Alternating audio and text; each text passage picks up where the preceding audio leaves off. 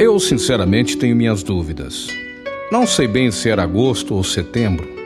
Lembro apenas que era um final de tarde, 5h30, e aquele jovem de mais ou menos 24 anos subia apressadamente a Avenida Duque de Caxias, já quase cruzando com a Rua 2.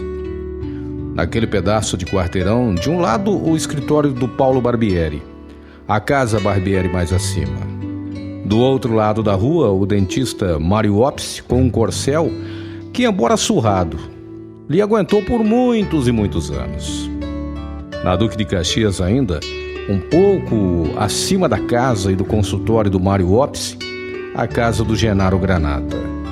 Alto, magro, elegante, mãos colocadas sempre para trás, olhando da varanda da sua casa para o alto, como a se encantar com o cair da tarde nesta morada de todos nós. Na esquina Imperial Modas, a suntuosa loja do Jamil Issa Tamer, ele e a Vani, os dois cuidavam da Imperial como se a loja fosse uma verdadeira filha. Mas eu falava daquele jovem de mais ou menos 23 anos, 24 anos, que subia pela Duque, chegava à esquina da Rua 2. Agora ele já atravessava 2, passando pela antiga Continental, uma financeira que teve vida curta no centro da cidade, bem ao lado do bar do Pernambuco. De repente, naquele final de tarde, na década de 70, o nosso personagem entra então no bar do Pernambuco. Ele encontra a cara animada daquele torcedor da Portuguesa de Desportos. A bem da verdade, havia uma diferença muito grande entre o Olívio, o dono do bar, e o Pernambuco, torcedor da Portuguesa. O Pernambuco, quando queria ser agradável, dele levava-se tudo, até mesmo os pastéis amanhecidos. A sua especialidade era o rabo de galo. Essa mistura tão popular de pinga e sinar, ou pinga e cinzano, bebida que andou fazendo o gosto de muito jornalista ou até mesmo de muito político, acostumado a fazer do bar do Pernambuco o seu ponto cardeal. Mas ali está agora o Pernambuco encostado no balcão pelo lado de dentro, olhando aquele jovem sentado numa das 4 mesas colocadas do lado de fora, enquanto estava saindo mais um café no fim de tarde. E os dois estavam ali, frente a frente, Pernambuco de um lado e o nosso personagem do outro. O Pernambuco e o José Roberto Telaroli, o senhor dos poetas, dono de frases de contestação, o poeta da Vila Xavier, irmão do professor Rodolfo Telaroli.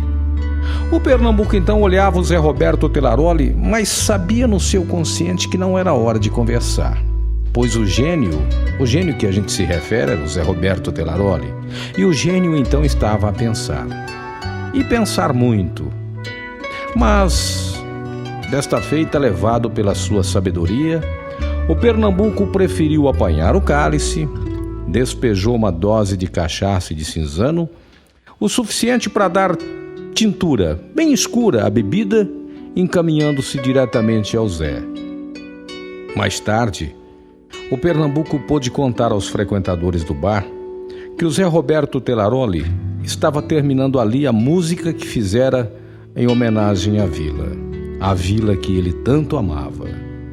Uma caixa de fósforo de companhia instrumental. Era isso que ele usava.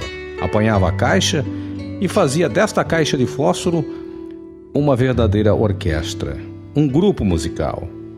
E o Zé Roberto passava a mão pelo nariz e de vez em quando a sua voz saía baixinho falando da vila.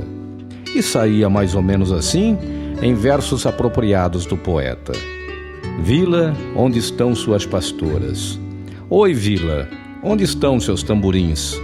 Vila, berçário de gente bamba, acorda a escola de samba que o desfile está no fim. Até hoje, os amigos mais próximos do Zé Roberto, que foi embora tão cedo, lembram da vila, lembram dele que deixou tanta saudade. Foi-se embora o contestador, foi-se embora o compositor. A vila ficou o Pernambuco, ficou a grande saudade de todos nós. Até amanhã.